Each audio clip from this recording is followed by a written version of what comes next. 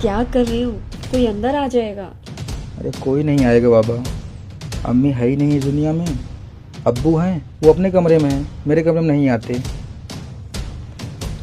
अरे बहुत लेट हो गया है, मुझे घर जाना होगा, नहीं तो पापा बहुत चिल्लाएंगे मेरे ऊपर। चलो मैं छोड़ के आता हूँ ना। ठीक है। बड़े की बिरयानी पहुंच गई है, बस बटना बाकी है। अब्बू मैं इनको छोड़ने जा रहा हूँ। तुम लोगों की प्यार की कहानी कब तक ऐसे चलेगी? अरे तुम अपने पापा से बात करके अब शादी वादी कर लो, उम्र हो गई है तुम दोनों की। जी अंकल, मैं अपने पापा से बात कर लूंगी, बल्कि यूं कहिए मैं आज ही बात करती हूँ। अब्बू मैं छोड़ के आता हूँ।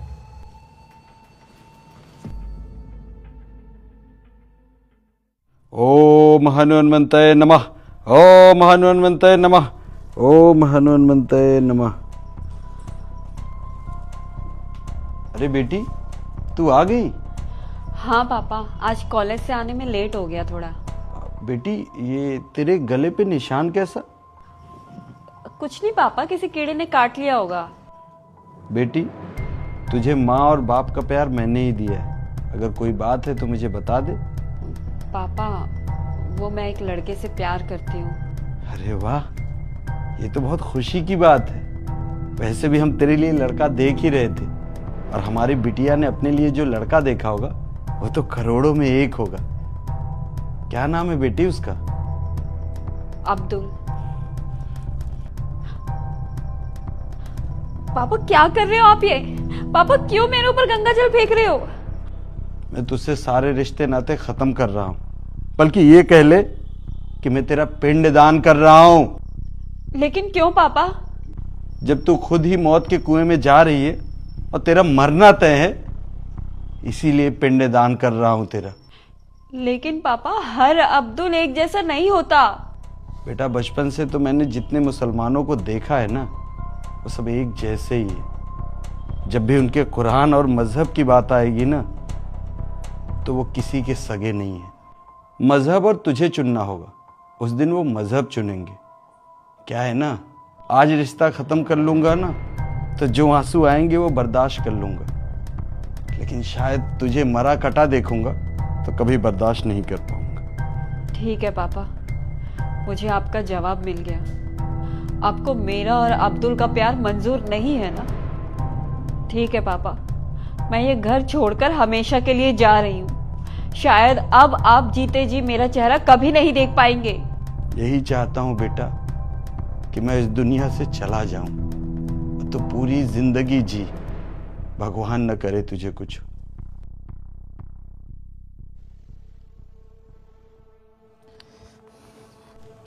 ये क्या बच्चों की तरह गेम खेल रहा है? हाँ? ये बता, इस हिंदू लड़की के साथ तुझे रहते हुए कितने साल हो गए? पूरे 5 साल हो गए ना। उसकी बोली, भाषा, कपड़ा, पहनावा आज भी हिंदुओं जैसा है। अरे तो उसको मुसलमान कब बनाएगा? अरे अब्बू यही तो खेल है, इन हिंदू लड़कियों को भरोसा दिलाना। इनको लगता है मैं इनके जैसा ही हूँ।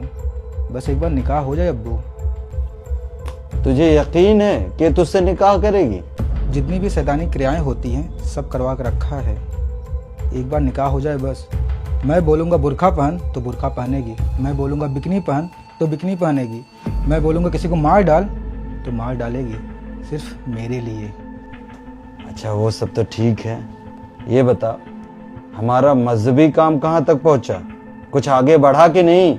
इतना पैसा लगाया, तुझे डॉक्टर बनाया, क्यों? लोग तुझ पे विश्वास करें कि तू कभी हिंदुस्तान के साथ विश्वासघात नहीं कर सकता। अब्बू डॉक्टर हूँ, इसी वजह से आसानी से काम कर पा रहा हूँ। कोई शक भी नहीं करता।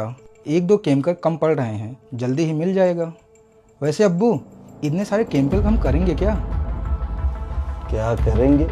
अरे इस पूरे विश्व में मुसलमानों के साथ कितना बुरा हो रहा है, उन सबको पता चलना चाहिए कि मुसलमान कोई बुज़दिल कौम नहीं है। इस बार 1000 नहीं, 1 लाख लोग नहीं, करोड़ों हिंदू मरेंगे। जब वो केमिकल हम प्रसाद में मिलाएंगे, जब वो केमिकल हिंदू बस्तियों में पानी में जाएगा, तब न जाने कितने हिंदू मरेंगे। तब तेरे अब्बा को सुकून मिलेगा, तब हमारे मजहबी लोगों को सुकून मिलेगा। जितनी जल्दी हो सके तो काम कर। अब्बू 1-2 महीने में केमिकल आपके हाथ में होगा। सुभान अल्लाह। जब से हमारा निकाह हुआ है तुमने इस्लाम कबूल किया है। कितनी खूबसूरत हो गई हो, पूरा तन तुम्हारा ढका रहता है। जाइए डॉक्टर साहब, आपकी नमाज का वक्त हो गया है। अब्बा, तूने क्या बोला था कि 2 महीने में अब्बा वो केमिकल आपके हाथ में होगा, और अब 6 महीने बीतने आए तो केमिकल बना पाएगा या डॉक्टर के नाम पे मुझे बेवकूफ बना रहा है? अब्बा, आप अपने बेटे पे शक करते हैं।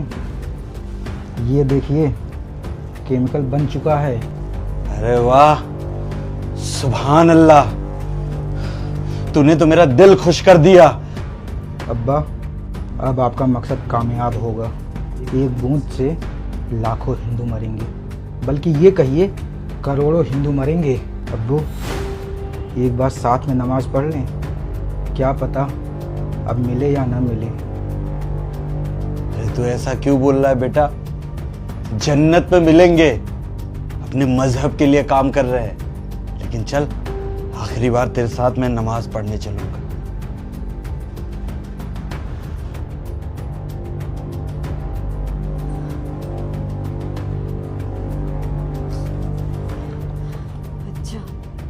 ये लोग हमारे ही हिंदुस्तान में हम हिंदुओं को ही मारने की प्लानिंग कर रहे हैं। अब्बा, मैं जा रहा हूँ। जा, तू जन्नत नसीब हो। अब्बा, इसमें केमिकल का बोतल था, आपने लिया क्या? अरे मैं क्यों निकालूंगा?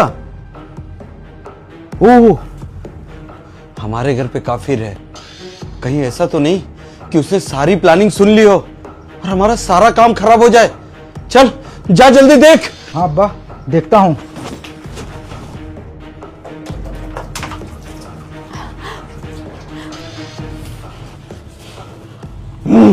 देख।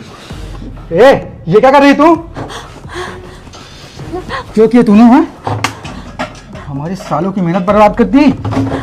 क्यों किया तूने? अच्छा बोल। तुम लोग इसी हिंदुस्तान में रहते हो, यही का खाते हो, यही का पीते हो, इसे हिंदुस्तान के लोगों को मारने की प्लानिंग कर रहे हो। हिंदुस्तान के लोगों को नहीं, इन हिंदुओं को मारना है। अरे क्या बिगाड़ा है इन हिंदुओं ने तुम्हारा? ये हिंदू लोग सुबह से शाम तक हम लोगों को कोसते रहते हैं। हमारे पाक कुरान में लिखा हुआ है, हम हिंदुओं को मारेंगे, ये काफिरों को मारेंगे तो हमें सुन्नत मिलेगा, जन्नत नसीब होगा। मैंने सोचा था 2-4% मुस्लिम अच्छे भी होते हैं, लेकिन मैं गलत थी। पापा ने सही बोला था, हर मुस्लिम की सोच एक जैसी होती है। तुम्हारे लिए मैं अपने पापा से लड़ झगड़ कर आई और तुमसे शादी कर ली। उन्होंने तो उसी दिन मेरा पिंडदान कर दिया। मुझे पता है मैं मरने वाली हूँ, तुम मुझे वैसे भी नहीं छोड़ोगे, लेकिन अगर मेरे मरने की वजह से करोड़ों निर्दोष हिंदुओं की जान बच जाएगी तो मेरे लिए यही काफी है। फिर देख क्या रहा है, मार दे इस काफिर की बच्ची को, मार दे।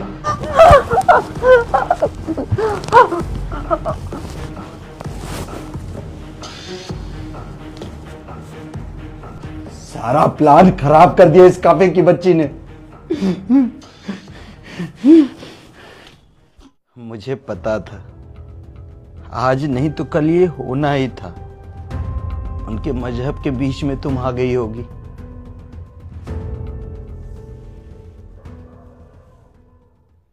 अरे ओ जाहिल, उठेगा? अरे बुढ़े तू, तेरे शरीर में इतनी ताकत कहाँ से आ गई? वैसे भी तुम हिंदू लोग पीछे से वार करना जानते हो। तू तो अपनी बेटी से नफरत करता था, इतना प्यार कहाँ जाग गया? बेटी थी मेरी, और भला कोई इंसान अपनी बेटी से नफरत कैसे कर सकता है? हाँ? तूने क्या बोला कि हम हिंदू लोग पीछे से वार करते हैं, कायर होते हैं? अरे जिन लोगों को तुम अपना बाप मानते हो मुगल, वो पीछे से वार करते हैं। जब भी हमारे हिंदुस्तान में आए तब से लेके आज तक का इतिहास है। पाव चाट चाट के, तलवे चाट चाट के तो इस देश पे राज किया है।